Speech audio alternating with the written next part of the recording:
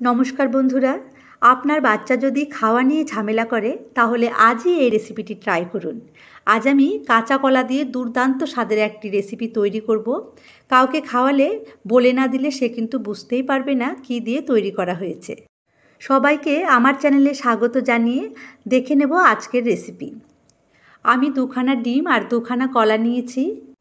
প্রথমেই আমি কলা দুটোর খোসা ছাড়িয়ে নেব। এই রেসিপিটি এত টেস্টি হয় যে ছোট থেকে বড় সকলেই কিন্তু খেয়ে ধন্য ধন্য করতে থাকবে। আমার বাড়িতে আমার হাজবেন্ড, আমার দুটো ছেলে এই রেসিপিটি কিন্তু ভীষণ পছন্দ করে। বাড়িতে মাঝে মাঝেই আমি এই রেসিপিটি তৈরি করে থাকি।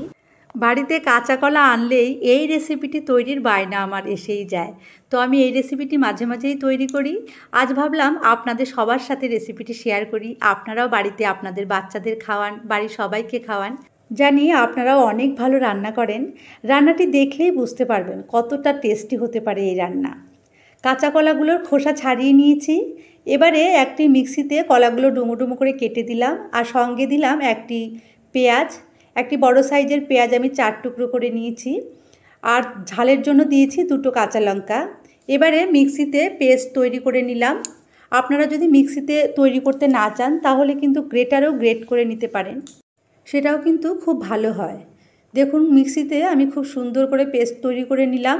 এবারে এই কাঁচা কলার পেস্ট কিছু উপকরণ দিয়ে মেখে নেব। প্রথমেই 2টো ডিম দেব। এখানে কিন্তু আপনারা একটা ডিমও দিতে পারেন বা ডিমের পরিমাণ বাড়িয়েও দিতে পারেন। আমি 2টো ডিম দিয়েছি। আর দেব 2 চামচ বেসন। বেসনটা দিলে বাইন্ডিংটা ভালো হবে, এই জন্য 2 চামচ বেসন দিয়ে দিলাম। আর দিয়ে দিলাম স্বাদ অনুসারে লবণ। আমি এখানে 1/2 চামচ লবণ দিয়েছি আর সামান্য পরিমাণে কালো জিরা দিয়ে দিলাম। আর দেব সামান্য পরিমাণে হলুদ। এবারে দিয়ে দেব 1 চামচ টমেটো কেচাপ। এখন এই সব উপকরণগুলো খুব ভালোভাবে মেখে নেব। এখানে কিন্তু ধনে পাতা কুচি অ্যাড করা যেতে পারে। যদি আপনারা ধনে পাতার ফ্লেভারটা পছন্দ করেন তাহলে 2 চামচ মতো ধনে পাতা কুচি দিয়ে দিতে পারেন। এবারে আমি হাত দিয়ে খুব ভালোভাবে এই সব উপকরণ মেখে নিলাম। এখন চলে যাব রান্নায়। একটি ফ্রাই প্যান বসিয়ে দিয়েছি। এরকম একটি চওড়া ফ্রাই প্যান নিয়ে নিতে হবে। এর মধ্যে আমি সামান্য পরিমাণে তেল দিয়েছি। 1 চামচ তেল দিয়ে সমস্ত ফ্রাই প্যানে আমি তেলটা ছড়িয়ে দিলাম। এখন রেডি করা কলার এই মিশ্রণ আমি তেলের মধ্যে দিয়ে দিলাম। এটি একটি কলার কেকের মতো তৈরি হবে, এই জন্য আমি সম্পূর্ণ প্যানের উপরে ছড়িয়ে দিচ্ছি। সমানভাবে ছড়িয়ে দিতে হবে। এখন একটি ঢাকনা দিয়ে 3 থেকে 4 মিনিট আমি রান্না করে নেব। এবারে ঢাকনা খুলে দিলাম। কেকের এক সাইডটা কিন্তু খুব ভালোভাবে ভাজা হয়ে গেছে। এবারে আমি একটি থালার উপরে কেকটা উল্টে দেব কেকের অপর সাইডটা ভাজবার জন্য। দেখুন একটা সাইড খুব ভালোভাবে ভাজা হয়ে গেছে। এবারে আমি কেকের অন্য সাইডটা ফ্রাই প্যানের মধ্যে ভাজা হওয়ার জন্য এইভাবে সেট করে দিলাম। আবারও ঢাকনা দিয়ে দিলাম 1 থেকে 1.5 মিনিটের জন্য। দেখুন কেকটা কতটা ফুলে উঠেছে, একদম সুন্দর কিন্তু কলার কেক তৈরি হয়ে গেল। এটি রান্না হতে বেশিক্ষণ সময় লাগে না, 5-6 মিনিট হলেই কিন্তু খুব সুন্দর কেক তৈরি হয়ে যায়। দেখুন আমি একটি থালার উপরে এটাকে রেখে নিলাম। এখনও খুব গরম আছে, এই অবস্থায় কিন্তু কাটা যাবে না, তাহলে ভেঙে যাবে। কেক ঠান্ডা হতে থাকুক, ততক্ষণে আমি বাকি রান্নাটা সেরে নেব।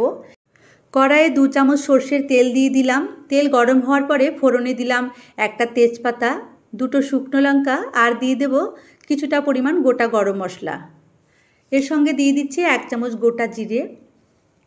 ফোড়ন খুব ভালোভাবে লাল হয়ে ভাজা হয়ে গেলেই দিয়ে দেব ডুমো করে কেটে রাখা আলু। আমি এখানে 3খানা মাঝারি সাইজের আলু ডুমো ডুমো করে কেটে নিয়েছি। এই রান্নাটি আমি সর্ষের তেলে করব, তবে রান্নাটা কিন্তু সাদা তেলেও করা যাবে। আপনারা আপনাদের পছন্দ মতো তেলে রান্নাটি করে নেবেন। এবারে এই আলুর সঙ্গে একটি কুচনো পেঁয়াজ দিয়ে দিচ্ছি। আলু আর পেঁয়াজ আমি একসঙ্গেই ভেজে নেব। খুব ভালো করে ভেজে নিতে হবে, একদম গোল্ডেন ব্রাউন করে ভেজে নেব। আর আপনাদের কাছে আমার একটি অনুরোধ, যদি আপনারা আমার চ্যানেলে নতুন হয়ে থাকেন, চ্যানেলটি যদি এখনও সাবস্ক্রাইব করে না থাকেন তাহলে আজই সাবস্ক্রাইব করে নিন আর পাশে থাকা বেল আইকনটিও প্রেস করে দিন। তাহলে আমি যখনই আমার চ্যানেলে নতুন কোনো রেসিপি আপলোড করব তার নোটিফিকেশান কিন্তু আপনাদের কাছে পৌঁছে যাবে।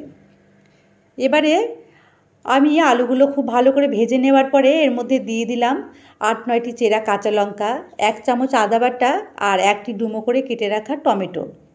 এই উপকরণগুলো দিয়ে খুব ভালোভাবে নাড়াচাড়া করে 2 থেকে 3 মিনিট ভেজে নেব। তার আগে দিয়ে দেব 2 চামচ লবণ, আর দিয়ে দেব 1 চামচ হলুদ। এর সঙ্গে দিয়ে দিচ্ছি 1 চামচ জিরে গুঁড়ো, আর রঙটা ভালো হওয়ার জন্য দিয়ে দেব 1 চামচ কাশ্মীরি লঙ্কার গুঁড়ো। এই সব উপকরণগুলো দিয়ে খুব ভালোভাবে এই মশলাগুলো দিয়ে কষিয়ে নেব। এই সময় গ্যাসের ফ্লেমটা অবশ্যই লোতে রাখবেন, নইলে মশলাগুলো পুড়ে যেতে পারে। এখন খুব ভালোভাবে মশলাগুলো মিশিয়ে নিয়ে দিয়ে দেব 1 চামচ চিনি। চিনি দিয়ে সামান্য পরিমাণে জল দিয়ে খুব ভালোভাবে এই মশলাগুলো কষিয়ে নেব। 3 থেকে 4 মিনিট ধরে আমি মশলাগুলো কষিয়ে নেব। খুব ভালোভাবে কিন্তু মশলাটা কষিয়ে নিতে হবে, যেন মশলায় কাঁচা গন্ধ না থাকে। একটু সময় নিয়ে মশলাগুলো কিন্তু কষিয়ে নেবেন, কারণ এই মশলা কষানোর উপরেই কিন্তু রান্নার স্বাদটা নির্ভর করে। এবারে মশলাগুলো কষিয়ে নিয়ে জল দিয়ে দিচ্ছি, গরম জল দিয়ে দেব। এই রান্নায় কিন্তু জলটা একটু বেশি পরিমাণে দিতে হবে, কারণ এর মধ্যে কলার কেকগুলো দেওয়া হবে, আর কেক কিন্তু জল অনেকটাই টেনে নেবে, তাই আগে থেকেই ঝোল অনেকটা বেশি দিয়ে রাখতে হবে। আমি 2 কাপ জল দিয়েছি, আপনারা কিন্তু আপনাদের পরিমাণ মতো জল দিয়ে নেবেন। এখন আমি কেকটা কেটে নেব। দেখুন কেকটা কতটা পুরু তৈরি হয়েছে, আর কেক একদমই কিন্তু ঠান্ডা হয়ে গেছে। কখনোই কিন্তু গরম কেক কাটতে যাবেন না, তাহলে ভেঙে যাবে। একটু ঠান্ডা হওয়ার পর কাটলে খুব ভালোভাবে কেকটা কেটে নেওয়া যাবে। একটা ছুরির সাহায্যে আমি এইভাবে টুকরো টুকরো করে কেকগুলো কেটে নেব। এই কেক কিন্তু খেতে দারুণ টেস্টি হয়। আমার বাচ্চারা তো ঝোলে দেওয়ার আগেই এই কেক অনেকটাই খেয়ে ফেলে। আমি যখনই রান্না করি প্রায় 5-6 টুকরো কেক ওরা খেয়েই নেয়, এতটা টেস্টি হয়। টমেটো সস দিয়ে কিন্তু এই কেকের টুকরোগুলো খেতে ভীষণ ভালো লাগে। আপনারা কিন্তু কখনো কখনো এইভাবে কেক তৈরি করে টমেটো সস দিয়ে বাড়িতে সবাই মিলে মজা করে খেতে পারেন। ভীষণ হেলদি আর ভীষণ টেস্টি। এদিকে রান্নাটাও কিন্তু অনেকটাই হয়ে এসেছে, ঝোল অনেকটাই শুকিয়ে গেছে। এখন দেখে নিতে হবে আলু সেদ্ধ হয়েছে কিনা। একটি আলুর টুকরো আমি ভেঙে দেখে নিচ্ছি। দেখুন খুব ভালোভাবে সেদ্ধ হয়ে গেছে। আলু সেদ্ধ হওয়ার পরেই কিন্তু কলার কেকগুলো দিতে হবে। এবারে আমি একটা একটা করে কাঁচা কলার কেকের টুকরোগুলো ঝোলের মধ্যে দিয়ে দিচ্ছি। টুকরোগুলো ঝোলে দিলে ভেঙে যাবে এমনটা কিন্তু নয়, গোটাই থাকে।